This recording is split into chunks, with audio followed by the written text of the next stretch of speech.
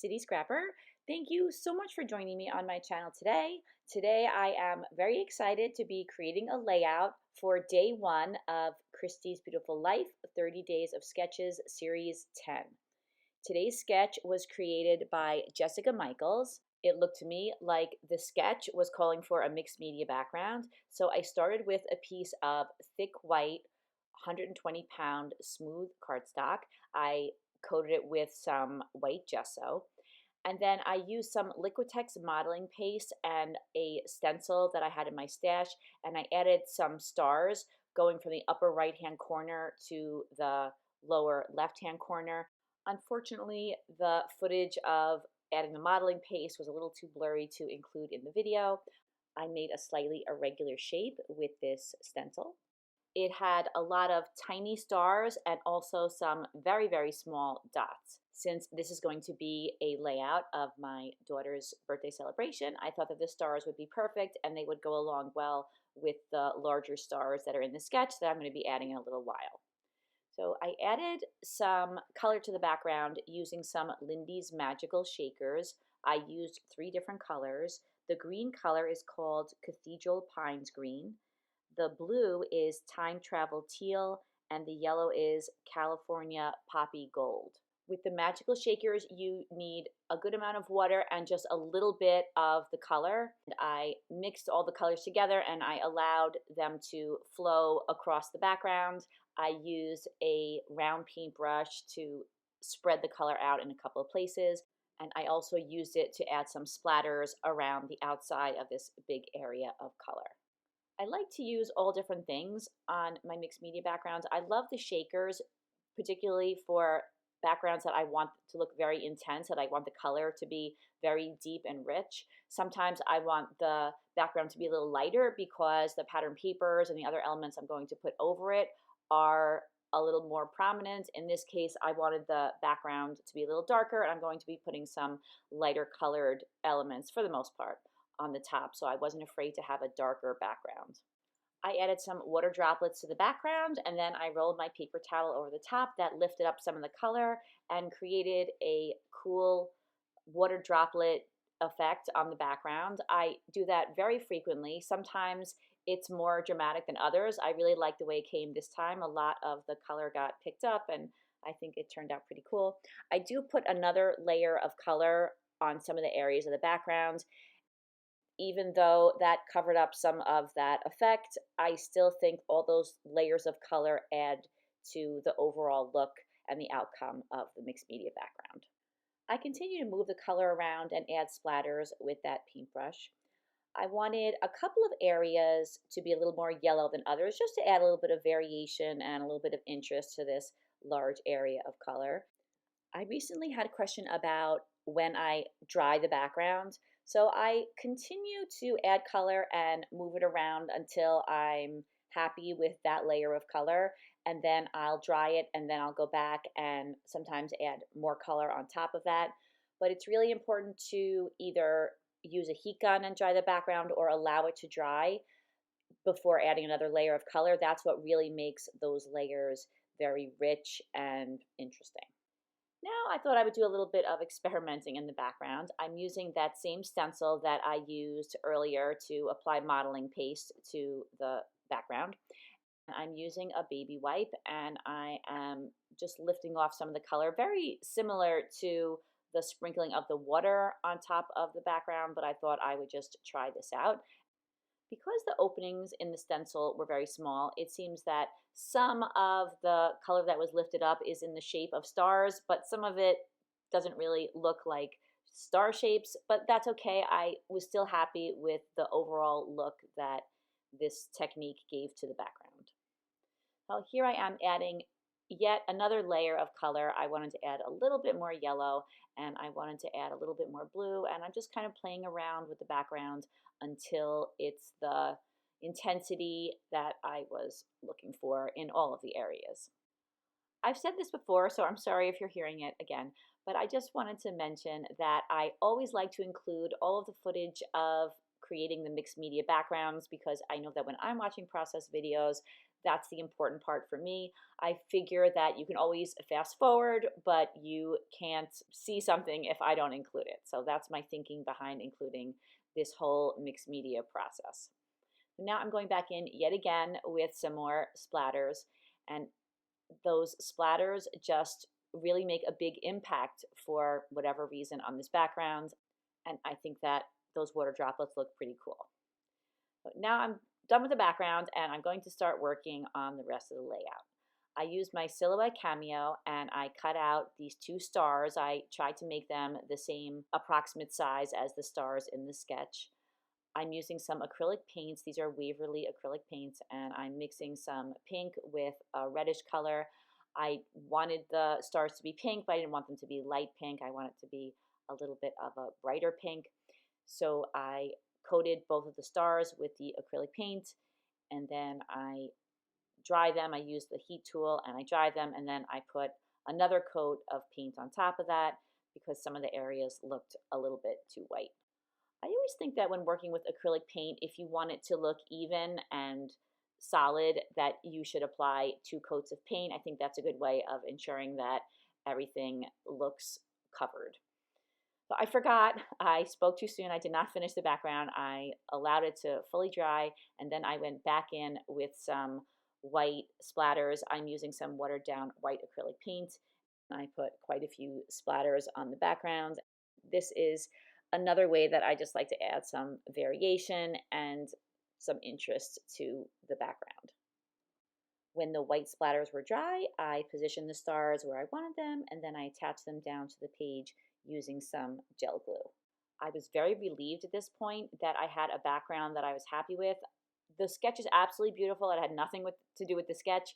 I just could not get the background to look the way I wanted it, and I tried a different background and it didn't work out. So I was glad that I finally figured out what I wanted to do with this sketch. The only thing is that it made me procrastinate doing the 30 days of sketches because I just couldn't move on to another one and I couldn't get this one quite right. I'm a slow scrapper. I take a long time to make decisions. Sometimes that works against me and sometimes it ends up working out, but I always try to keep going even if I have a period of time where I'm not very productive. I do try to continue working on something until I get it the way I like it.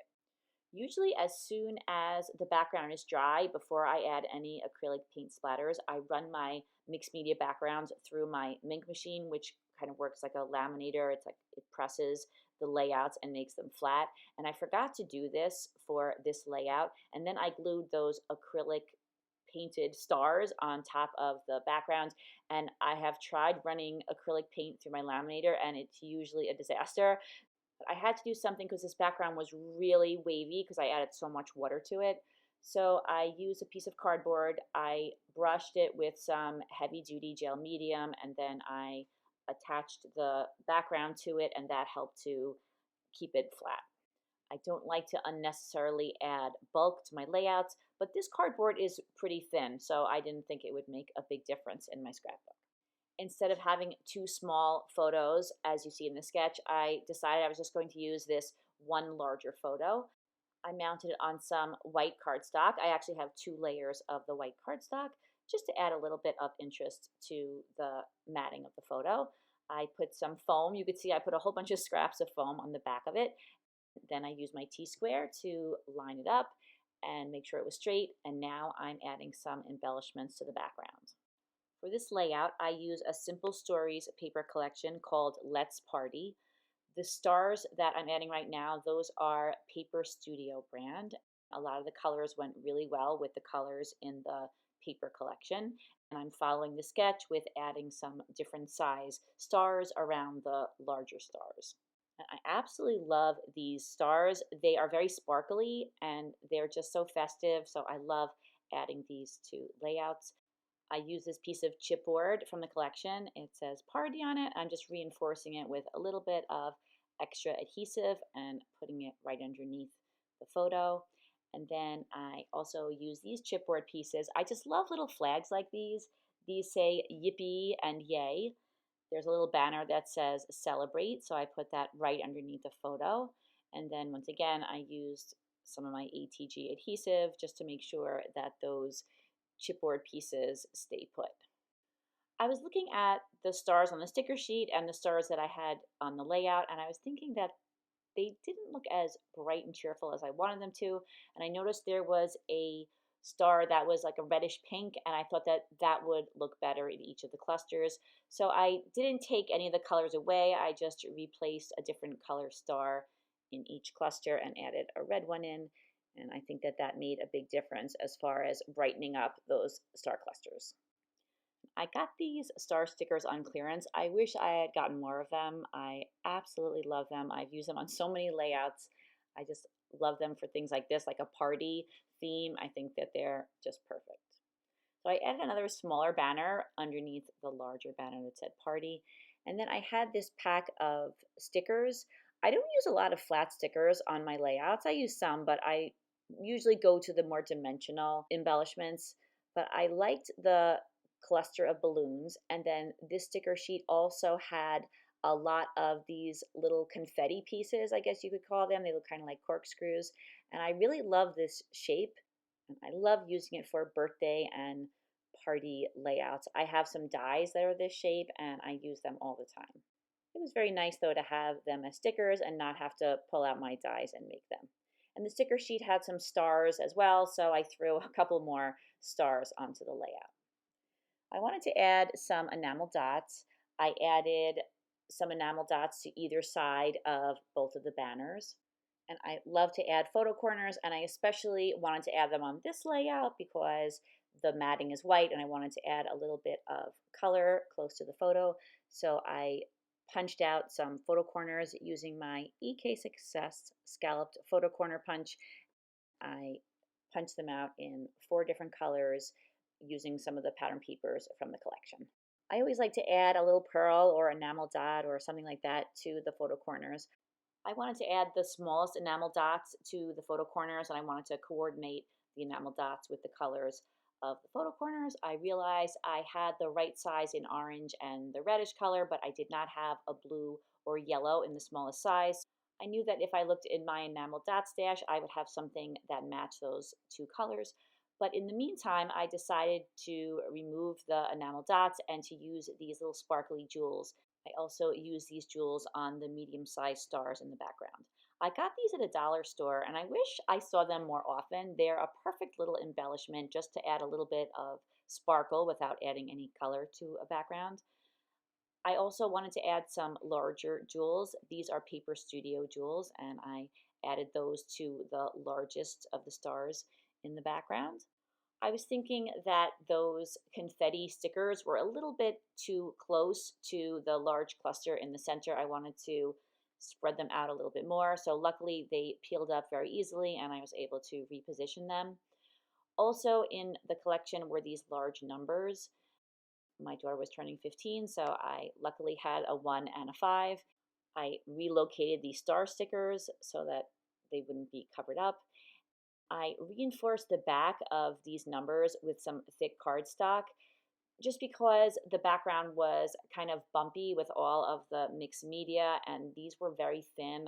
I have found that occasionally putting a thin paper over modeling paste or something that's bumpy in the background could cause the paper on top of it to get indented, and I didn't want that to happen. So I just thought that adding a little bit of cardstock to the back wouldn't take long and it would ensure that the numbers wouldn't get indented.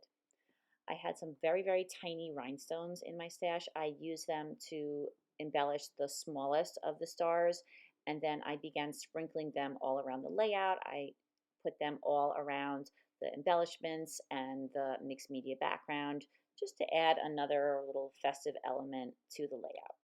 And I got these very small rhinestones from Want to Scrap. I see them very often at the Scrapbook Expo and the Creating Keepsake conventions. Those dots on the number 15 were just calling out for some enamel dots. So I went into my enamel dot stash. I looked through all of the coordinating colors and I found enamel dots that were the right size. I store my enamel dots by color and I mix together all different manufacturers. So I know that not all of the enamel dots will be the exact same size, but I wanted them to look very similar. I find that on certain layouts like birthdays and Christmas, I love to add lots of embellishments. I'm a little more conservative on certain types of pages, but I feel like on these pages that are fun and festive, you really can't go wrong adding a lot of color. Once I had added the enamel dots to the numbers, I was thinking that I had so many enamel dots in the upper right hand corner, I should add some more to the lower part of the layout. So I decided to add those same enamel dots, the same colors, in between the letters in the party banner. And then after I added the enamel dots, I added a couple more rhinestones to the background. I just saw a couple of spots that I thought could use just a small touch of bling. So as I was adding this bling, I was thinking what I had thought from the very beginning, that those stars would look really nice with some stitching on them. I had already attached that cardboard backing to the layout though, but I decided that I was going to go ahead and stitch anyway. So I used this tool. This is a sharp piercing tool, and I punched holes through the center of the larger star and then around the inner edge of the smaller star. And I used some white embroidery thread and I did a back stitch, and I'm very glad I did not let that cardboard stop me from stitching because it turned out to be quite easy to do. That's the last touch that I add to this layout. Here are some close-ups. Thank you so much for watching, everybody. I absolutely love Christy's Beautiful Life 30 Days of Sketches. I love the way using sketches helps me to try out new compositions I wouldn't have tried. The sketches for Series 10 are extremely inspiring. So I'll have lots of other videos this month using these sketches. Please check out all of the other scrapbookers who are creating layouts for 30 Days of Sketches. I'll have some links in the description box if you'd like to watch those. I hope you have a fantastic day, and I will see you again soon. Take care, everybody. Bye-bye.